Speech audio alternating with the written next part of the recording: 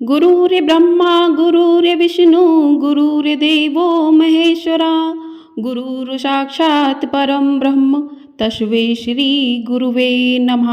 इस श्लोक के अनुसार गुरु को ब्रह्मा विष्णु और महेश के बराबर माना जाता है और उनकी पूजा अर्चना और आराधना करने के लिए गुरु पूर्णिमा का पावन पर्व मनाया जाता है। गुरु पूर्णिमा पर चंद्रमा की पूजा का विशेष महत्व होता है। चंद्रोदय होने के बाद चंद्रमा की पूजा की जाती है और चंद्रमा को अर्घ्य देने से चंद्र दोष से मुक्ति मिलती है।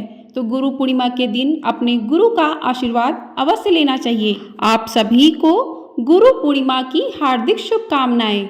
आप सभी को आषाढ़ पूर्णिमा की ढेर सारी शुभकामनाएं। हिंदू धर्म में ज्ञान, प्रेरणा और मार्गदर्शन के लिए गुरु पूर्णिमा का बहुत अधिक महत्व होता है। गुरु वे होते हैं जो अंधकार में प्रकाश लाते हैं, अज्ञानता को दूर करते हैं और हमें जीवन का सही मार्ग दिखाते हैं। गुरु पूर्णिमा को व्यास पूर्णिमा और वेद पूर्णिमा के नाम से भी जाना जाता है। यह पर्व हर साल आषाढ़ मास की पूर्णिमा तिथि को मनाया जाता है। गुरु पूर्णिमा के दिन लोग महर्षि वेदव्यास जी की पूजा करके अपने गुरुजनों का आशीर्वाद भी लेते हैं और इस दिन गुरु पूर्णिमा की व्रत कथा को भी सुनते हैं। तो आज की वीडियो में हम सुनेंगे गुरु पूर्णिमा की व्रत कथा। आपसे अनुरोध है कि कथा को पूरा अवश्य सुनिएगा। तो चलिए कथा को शुरू करते हैं। पौराणिक कथा के अनुसार महर्षि वेदव्यास जी को भगवान विष्णु का अंश माना गया है। वेदव्यास जी की माता का नाम सत्यवती और पिता का नाम ऋषि पराशर था। महर्षि वेदव्यास जी को बचपन से ही अध्यात्म में बहुत रुचि थी।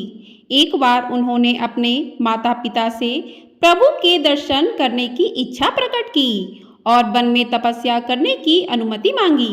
वेदव्यास जी की इस बात को सुनकर उनकी माता ने उन्हें वन जाने को मना कर दिया था। माँ की इस बात को सुनकर वेदव्यास जी वन जाने की हट करने लगे।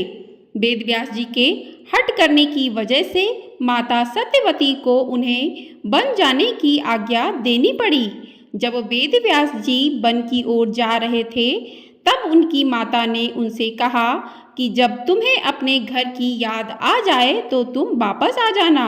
माता के इस वचन को सुनकर वेदव्यास जी वन की तरफ चल दिए। वन में जाकर वेदव्यास जी कठोर तपस्या करने लगे। भगवान के आशीर्वाद से वेदव्यास जी को संस्कृत भाषा का ज्ञान हो गया। इसके बाद उन्होंने वेद, महाभारत, 18 महापुराणों एवं ब्रह्मसूत्र की रचना की।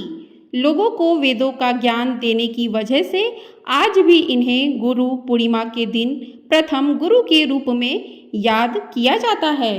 तो इस प्रकार से पहली कथा पूर्ण होती है। आइए गुरु पूर्णिमा से संबंधित दूसरी कथा का श्रवण करते हैं। पौराणिक कथा के अनुसार प्राचीन समय में एक बार भ्रमण के लिए महर्षि पराशर निकले थे। इस दौरान उनकी नज़र एक महिला पर पड़ी जिसका नाम सत्यवती था। वह एक मछुआरे की बेटी थी। वह अधिक खूबसूरत थी। उसके शरीर में से मछली की गंध आती रहती थी क्योंकि उसका जन्म मछुआरे के घर हुआ था। इसलिए उन्हें मत्स्यगंधा भी कहा जाता था। ऋषि उसे देखकर व्याकुल हो गए, लेकिन पराशर ऋषि ने सत्यवती से संतान प्रदान करने की इच्छा जाहिर की।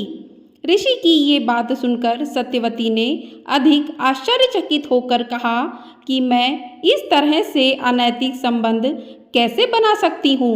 इस तरह से संतान का जन्म लेना व्यर्थ है। ऐसे में ऋषि ने कहा कि जो संतान तुम्हारी कोख से जन्म लेगी वह पूरे संसार के लिए महान काम करेगी। ऋषि की बात को सत्यवती ने मान लिया, लेकिन उसने पहले ऋषि के सामने अपनी 3 शर्त रखी। पहली शर्त यह कि संभोग क्रीड़ा करते समय कोई ना देखे। दूसरी शर्त में कहा कि होने वाला बच्चा महान ज्ञानी होने के साथ मेरी कौमारता को जीवन में कभी भंग ना करे। वहीं तीसरी शर्त यह थी कि शरीर से आने वाली गंध फूलों की खुशबू में बदल जाए। इसके बाद सत्यवती की कोख से एक बेटे का जन्म हुआ जिसका नाम दैवपायन रखा था, जो आगे चलकर वेदव्यास कहलाए। धार्मिक मान्यताओं के अनुसार महर्षि वेदव्यास का जन्म आषाढ़ माह की पूर्णिमा को हुआ था। उन्हें महाभारत, 18 पुराणों, ब्रह्मसूत्र, मीमांसा जैसे अद्वितीय वैदिक साहित्य दर्शन के रचयिता माना जाता है। तो इस प्रकार से कथा पूर्ण होती है। बोलिए महर्षि वेदव्यास जी की जय।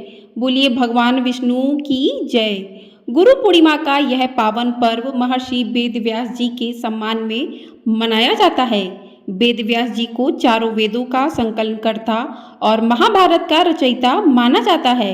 इस दिन को उनकी जयंती के रूप में मनाया जाता है। एक बार महर्षि वेदव्यास जी ने देखा था कि कलयुग में लोगों के धर्म, संस्कार और आचरण में कमी आ जाएगी, धर्म के मार्ग पर चलना मुश्किल हो जाएगा। तब उन्होंने 4 वेदों का संकलन किया और महाभारत जैसे महान ग्रंथ की रचना की, जिसमें श्रीमद् भागवत गीता भी शामिल है। उन्होंने मनुष्यों के लिए धर्म, अर्थ, काम और मोक्ष के मार्ग को सरल और सुगम बनाने के लिए पुराणों की भी रचना की। गुरु पूर्णिमा के दिन महर्षि वेदव्यास जी की पूजा और वंदना करने से व्यक्ति को ज्ञान, शांति और मोक्ष की प्राप्ति होती है। इस दिन शिष्यों द्वारा अपने गुरु को सम्मानित किया जाता है और उनके आशीर्वाद से जीवन के हर क्षेत्र में सफलता प्राप्त की जाती है। तो इस प्रकार से आप गुरु पूर्णिमा के दिन आपने यदि कोई गुरु किए हैं तो आप उनकी पूजा आराधना कर सकते हैं, उनके मंत्रों का जाप कर सकते हैं, महर्षि वेदव्यास जी को गुरु मानकर उनकी पूजा कर सकते हैं।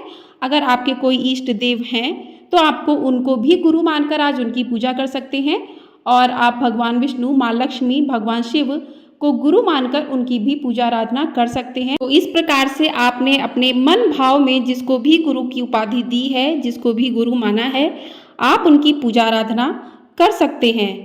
आषाढ़ पूर्णिमा के दिन भगवान विष्णु के अंश से उत्पन्न कृष्ण दैवपायन महर्षि व्यास जी का जन्मोत्सव मनाया जाता है, इसलिए इस दिन गुरु पूर्णिमा के व्रत पूजन भी किया जाता है। आषाढ़ पूर्णिमा को गुरु की पूजा की जाती है, उन्हें वस्त्र और उपहार दिया जाता है।